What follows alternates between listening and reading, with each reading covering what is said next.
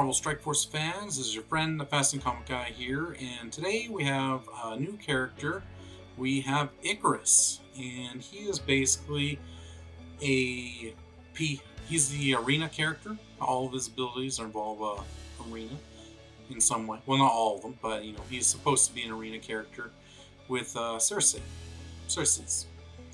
And so, why don't we go a little bit about who Ikaris is? Well, Ikaris has first appearance in comics back in July of 1976 in the Eternals. He was created by Jack Kirby, and his abilities include superhuman strength like all the other Eternals, but he has a lot more superhuman strength than any of the other Eternals.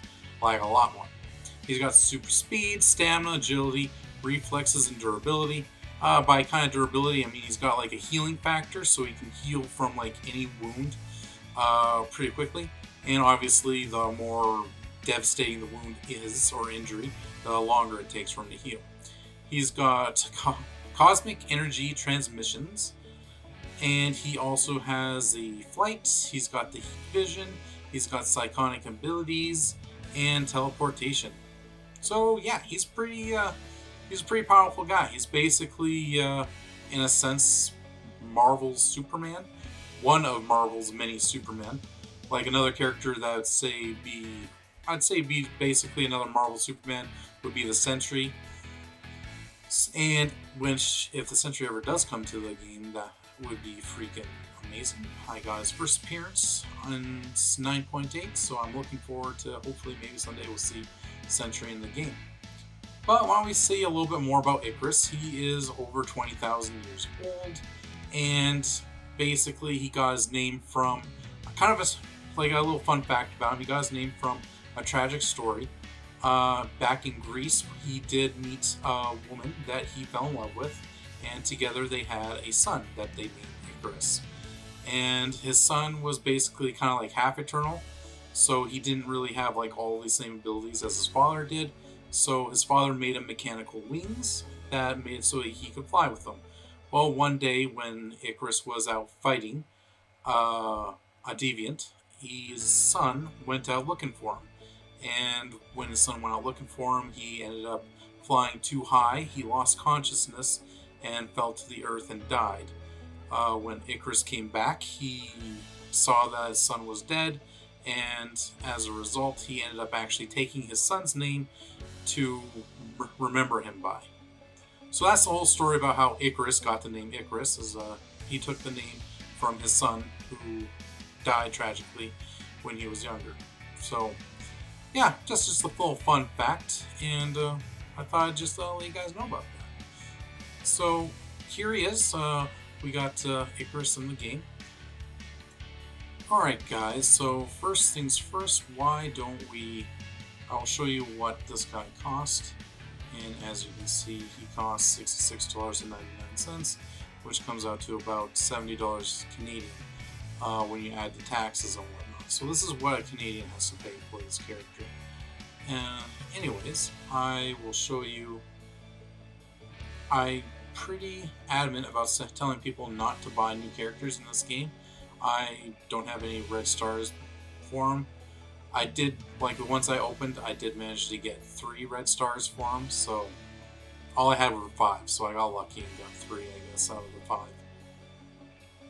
So I ended up starting this recording and I opened up 3 of them. I got 22 out of those 3, so if you do the math on that, that is actually, 22 divided by 3, which was 7.3 per orb. So like I said, I'm pretty adamant about it. Don't buy characters because they say you're supposed to get an average of 9. I get below 8 on these. So unless I get like a purple here, so we got 12, 22 plus 12, which is 34, 8, 6, 8. Oh, it might just make it to a... Oh, did we actually average that? Let's see here. So we go to the 46 plus 22, which is 68, and you divide that by the 8. I averaged 8.5 shards per. So, like I said, I really wouldn't suggest to buy new characters for this type of thing. Alright, so now we'll just go to the recruits, and as you can see, I did not get what I wanted. It would have been really cool if I got like 180 pull on that, but that's not going to happen. So, why don't we unlock them, 20k to unlock them. And, like I said, I got them at least to 3 red stars, so that's better than nothing. And I will do my best to gear them up as much as I can, so let's see what happens and see how high I can get them with my very limited amount of gold that I have. So I will be right back and we'll see what happens. Okay, so with my very limited amount of gold, I unfortunately was only able to get them up to level 49, 5543 gear. I do have his ISO up to maxed out for Striker, and he's only at a gear tier 8. So honestly, testing him out, you really wouldn't be able to see him at his full potential. Like things on here I want to do, I want to probably put his tier 4 on his passive and on his ultimate, if possible, because yeah, seriously, he's on flip all positive effects to negative effects on each enemy. So that's pretty nice. For his basic attack, he's got his attack random target for so and so damage. If Cersei is an ally, bonus attack for even more piercing damage. If an ally Cersei is 50% max health or greater, apply offense up to Cersei. If an ally Cersei is below, apply regeneration to that Cersei. So then you can apply offense up for 2 turns, 2 regenerations for the next one, and then on the other one, bonus attack 2 times. So even that's pretty, T4 on that probably wouldn't be too bad. On here, attack prime target for so-and-so damage, clear death proof, gain 5,000% extra focus for this attack, attack all adjacent targets for this much damage. On target block, bonus attack primary and adjacent targets for this much piercing damage, maximum of 2 bonus attacks. Apply death proof to this character and a random Cersei ally. Gain assist from random Cersei ally and 50% chance to gain assist from a random ally. So that's pretty useful. And you put the T4 in here, you always gain assist from random allies, more extra bonus damage. So even that probably wouldn't be too bad to put a T4 on. For his ultimate, attack the final, all enemies for this much damage. On kill, repeat this attack, so that's pretty nice. I have Cersei as an ally, flip 3 positive effects to negative effects on each enemy, gain 5,000% extra focus, attack all enemies for this much damage and piercing damage, and reduce speed bar on all enemies by that. On kill, attack all enemies for this much damage and that much piercing. This attack cannot be blocked or dodged. So yeah, then when you have it maxed out, you get a lot more extra damage and it flips all the effects. So that's also really useful. So say you're going against like the Infinity Watch, that'll definitely screw them up a little bit. And then over here, if this character's health is full at the start of the match, the first time this character drops below 40% health, clear all negative effects on this character, heal self for 60% of this character's max health, so that basically just brings them back up to 100%, if it was like exactly 40%. And on spawn, apply offense up for 2 turns to self and all eternal allies in arena, or Dark Dimension. Instead, apply offense up for 2 turns to self and all allies. So I guess by itself it's just all eternal allies, but when you're in arena it's all allies, period.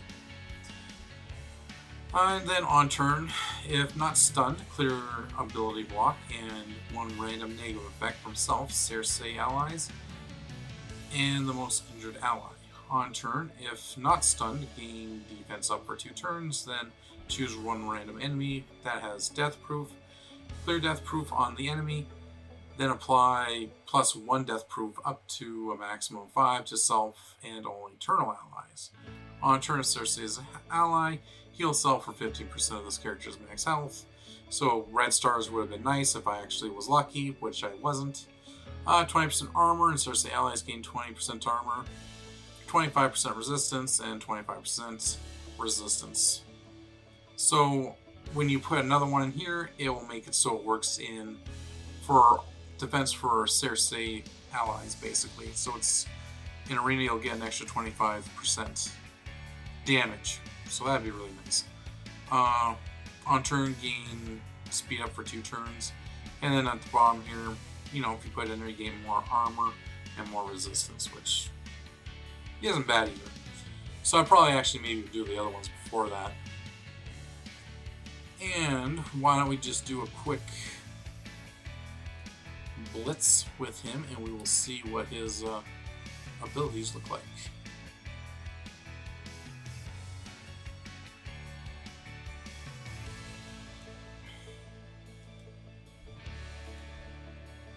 So I was thinking a team that I'd probably do this with would actually be, go down here, Mystic. Thinking her.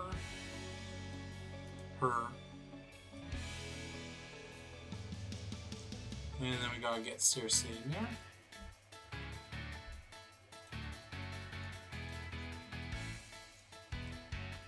And now my really undergeared Ikaris.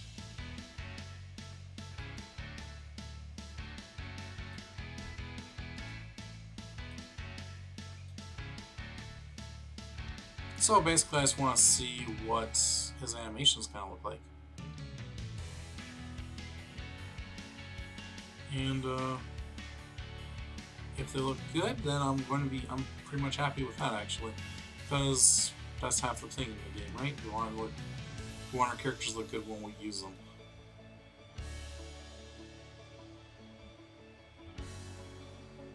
That's pretty neat. Killed one person right off the bat, and he does it again.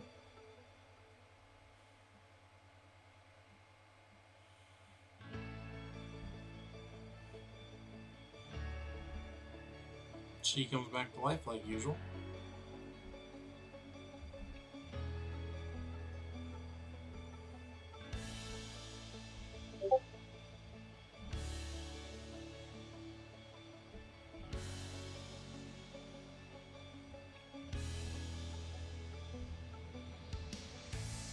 Oh, what's she going to do? And she's just going to kill everybody.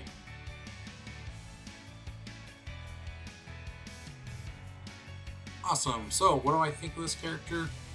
I'm excited to use him. I don't know when I will be able to use him because it's going to be a really long time. But yeah, I'm really looking forward to using him. I think he'll do great in Arena. His abilities look really good. And I'm hoping that in Arena we won't be stuck using these the same Infinity Watch for everybody, because yeah, it gets kind of boring after a while. Maybe we'll see variations like the ones I just used. I've heard one where people are using them plus like Dr. Doom and Silver Surfer and Kestrel, so I guess we'll see. Anyways, guys, like I said, I think this was a pretty cool looking character, and if you're free to play, don't worry about it. Just wait for the event to come out, or for him to be farmable in the distant future, and he'll be not useful anymore at that point probably. And if you're a whale or a dolphin, you'll probably buy it. I think so. So it's kind of expensive, I feel. Like I said, I really don't want to spend money on this game anymore. And as you saw, I got 8.5 average. The character I did before that, I had less than 7 average. So, like I said, don't buy characters from this game, because even though they say the average is 9, they are, at least with me, they are wrong. So, anyways guys, thank you very much, and I hope you enjoyed the video. Hey guys, I hope you enjoyed that video. Thank you all for watching. I appreciate every view I get. Please leave a like below. If you liked what you saw today, please hit the subscribe button on the left and check out one of my other videos on the right. And remember, keep it comics.